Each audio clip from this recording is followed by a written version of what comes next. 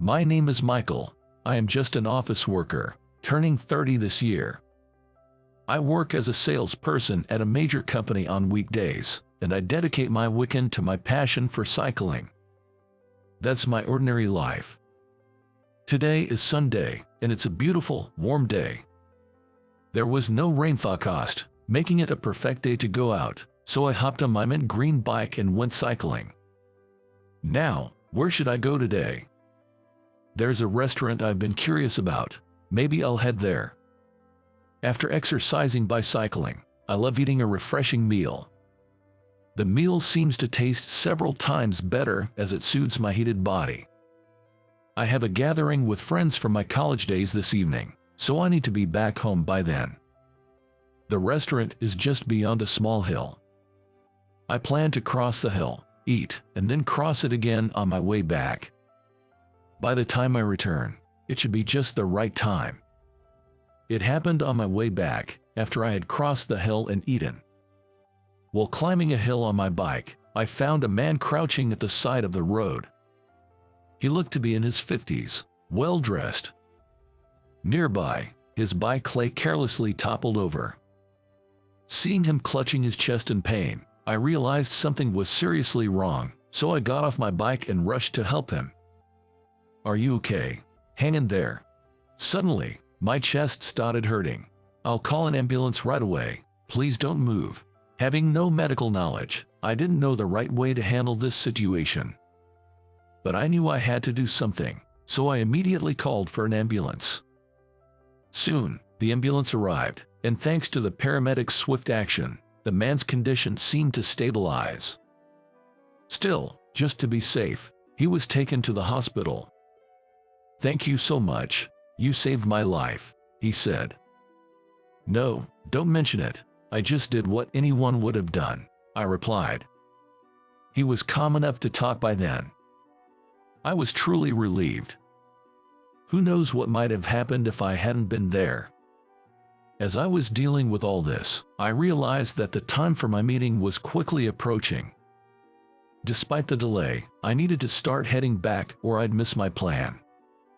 Leaving the rest to the paramedics, I mounted my bike, but the man called out to me. "Wait, please, let me offer you something in return."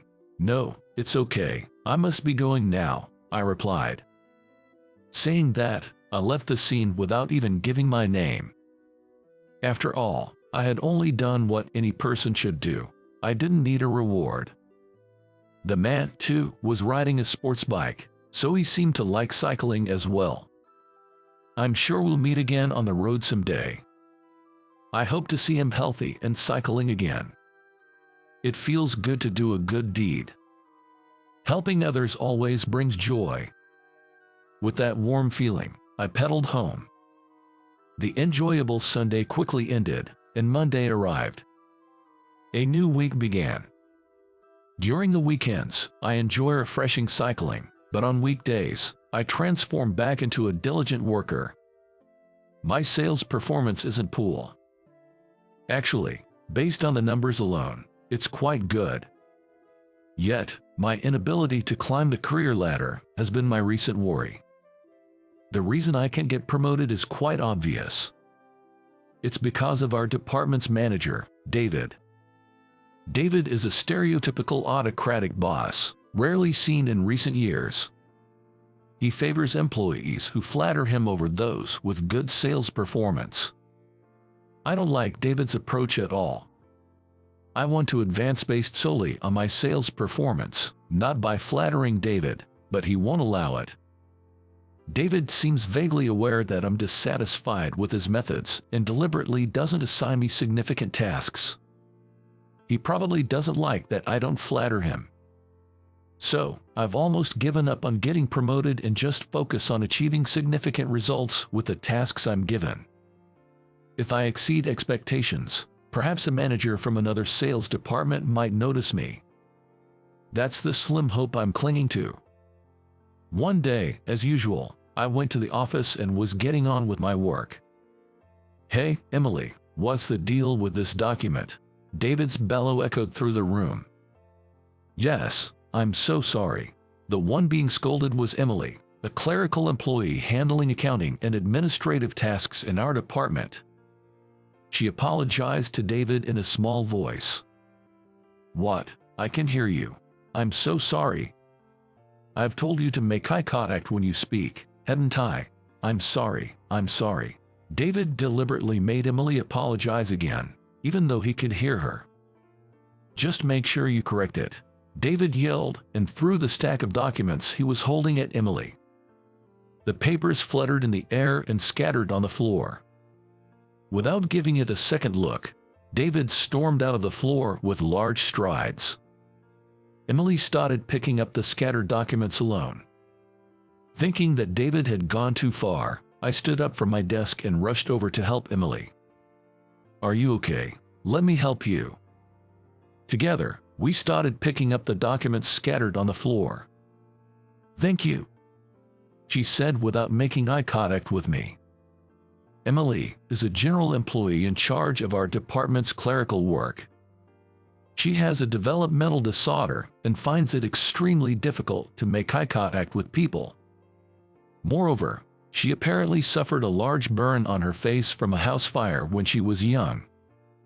This injury, along with her condition, made it even harder for her to face people. Some people, like me, accept her disability as it is, while others, like David, do not tolerate it.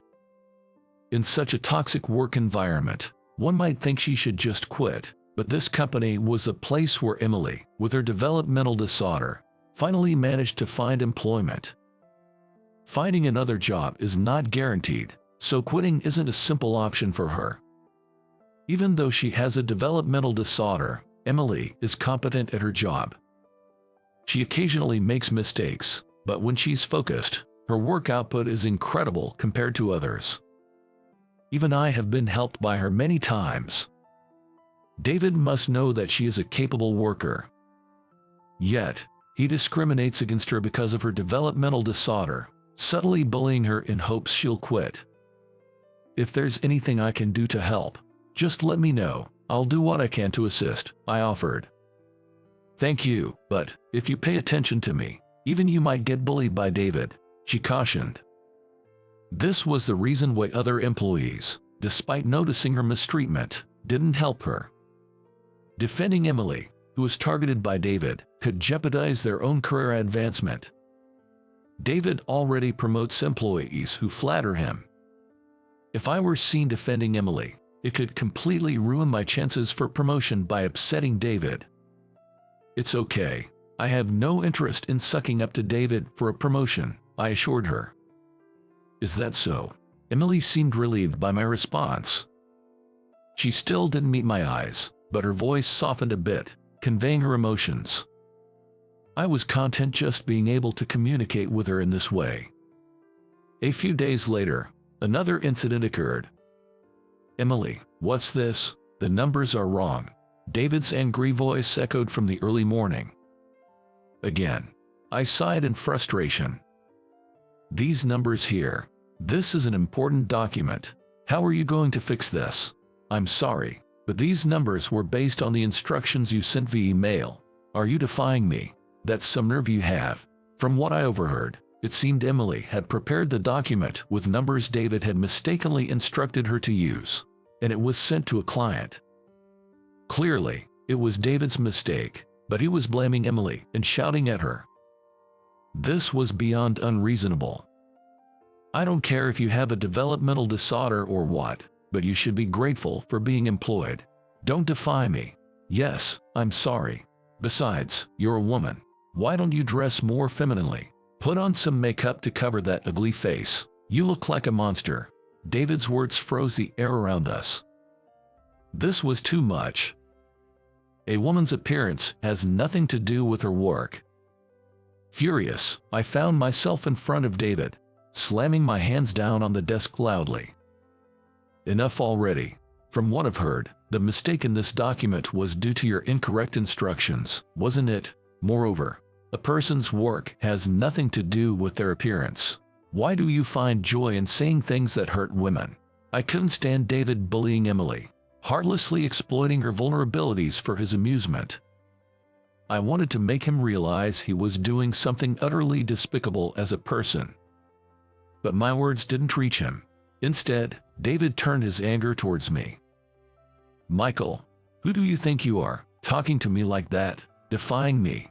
"I'm not defying you. I'm just stating what any decent person should," I retorted. David became furious, and sensing that things were going seriously awry, the other employees, who had been silent until now, started to buzz with activity. "Michael, stop it. This is bad. Don't push it too far. It's dangerous. Apologize already." Whispers of caution reached me, but I didn't back down. Once my anger boiled over, it wasn't easy to calm down. "Apologize to Emily," I demanded. David glared at me, clearly displeased with my attitude. "You've got some nerve. If you dislike working under me so much, go work under someone else. I don't need someone who defies me in this department. I never wanted to work under you in the first place. Go ahead, transfer me if you can." Our exchange had turned into a heated argument. In my anger, I had spoken to my superior in a way I shouldn't have, but I had no regrets. The argument ended when David banged the desk and stormed off. Emily looked at me worriedly, so I reassured her with a smile and went back to work. The next day, the official notice came. True to David's words, I was transferred out of the sales department to another division. I ended up in a subsidiary's document sorting department. It was a small department with just a few part-time older ladies. Of course, there was no other young employee like me. The transfer clearly steered me away from any path to promotion, an evident show of David's malice. It seemed they had no intention of letting me work in sales anymore. I decided to be thankful that at least I wasn't fired. While working modestly here, I thought maybe I should start looking for another job. Now that I've been removed from my sales position, there's no meaning for me to stay at this company. I felt defeated by that power-harassing manager, but there was nothing I could do. A few days after I started working like a robot, I noticed something different when I came to work. The part-time ladies seemed unusually restless. "What's going on?" I asked. "Today, the new president is coming to visit our department as part of his greeting rounds."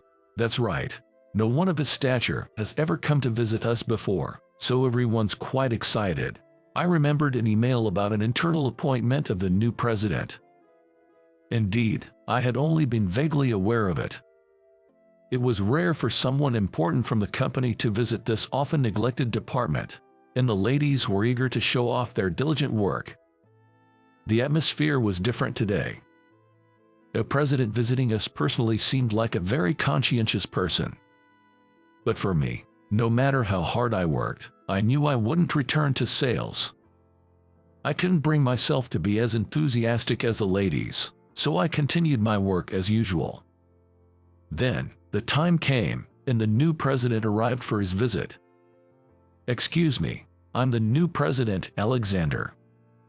Everyone stopped their work and stood up, applauding to welcome President Alexander. The new President Alexander was a well-dressed man in his 50s. Despite his age, he had a fit physique and a graceful posture. He might be involved in some kind of sport. "If you have any trouble, please don't hesitate to contact me. I aim to create a workplace where everyone can work happily," he said. There was something familiar about President Alexander's face. Have I met him before? I couldn't immediately recall, but as I looked at him, trying to remember, our eyes suddenly met. "Ah, you're the guy from that time." President Alexander, recognizing me, approached with a sparkle in his eyes. "I've been wanting to thank you. I've been looking for you since you helped me on that hill. I never imagined we worked at the same company. It all came back to me then." He was the man I had helped while cycling. "No, I just did what anyone would do. I'm glad to see her well," I responded. "I really owe you one. If it weren't for you, I don't know what would have happened. I'm truly grateful," he expressed. President Alexander extended his hand for a handshake, and I reciprocated naturally, He was a person of good manners, treating even a subordinate like me with respect. So different from a certain power-harassing manager. I wish I could work under someone like him, I thought. By the way, Michael, I have a question for you. Yes, what is it? This department is generally not meant for young employees. It's supposed to be for part-time and short-time staff. So, why are you here? In this department full of part-time ladies, my presence as a young employee was clearly out of place. President Alexander seemed to have noticed it right away. I felt a bit reluctant, as if I were betraying David, but there was no use hiding it. I honestly explained to President Alexander the circumstances leading up to my transfer here. About the female employee, Emily. How David was bullying her, trying to make her quit. And how defending Emily led to my transfer to this department. I told him everything, sparing no details. President Alexander listened to my entire story without interrupting. I see, so that's what happened. I'm sorry, can I borrow your phone for a moment? After listening to my story, President Alexander picked up the receiver from the internal phone on my desk and made a call. It's me. Bring David here. Soon after, David appeared. David, I heard you decided on Michael's transfer. This department isn't supposed to have full-time employees. Can I hear the reason for the transfer? Confronted by President Alexander, David was sweating profusely. Well, that is. I want to hear the reason for the transfer. Please explain. Unable to justify his self-centered reasoning to President Alexander, David just opened and closed his mouth like a fish, unable to say a word. His pathetic sight made the part-time ladies giggle. Impatient with David's silence, President Alexander let out a heavy sigh. I've heard enough to guess the reasons. If what you're implying is true, it's a serious issue. I'll have an investigation conducted in your department. I'll also speak to your subordinates for fact verification. Understood? Yes. Following this, all of David's misdeeds came to light, and he received a demotion. Naturally, he couldn't stay in the same department. He was apparently transferred to a regional department. Of course, my unjust transfer was revoked. I was able to return to my original sales department. The sales department without David seemed livelier somehow. Michael, the first to approach me upon my return was Emily. I'm sorry my situation caused your transfer. No, it's not your fault, Emily. I chose to stand up to David, so don't worry about it. Emily thanked a lot to me. I never thought it was her fault. And I heard about you from President Alexander. From President Alexander. Yes. Thank you very much for everything. As she raised her head, our eyes met for the first time. Emily, who had difficulty making eye contact, was looking directly at me. President Alexander spoke very highly of you. He said you're a sincere and righteous person. I also heard about your help during the cycling incident. That's just. I did what anyone would do. I felt a bit embarrassed being praised face to face, but I was happy she was looking me in the eye. Actually, I also like cycling. Is that so? Turns out she enjoyed cycling too. Cycling, as it turns out, is appealing because the faster you pedal, the faster you go, allowing you to immerse yourself in the simple act of pedaling. It's a form of enjoyment that suits Emily's incredible concentration. When I mentioned this to President Alexander, he invited us to go cycling together. Michael, would you like to join us for a ride on our next day off? The idea of cycling together with President Alexander and Emily sounded enjoyable. There was no reason to decline. At work, with the dictatorial manager gone, I started receiving fair evaluations. As a result, my salary increased, and I even got a promotion. In my personal life, I made new cycling friends, making my weekend delightful. My ordinary life suddenly became vibrant and colorful. I was sometimes ridiculed for being too serious, but I'm glad I stayed true to what I believed was right. Thanks to that, I'm now enjoying both my work and personal life immensely, living a fulfilling life every day.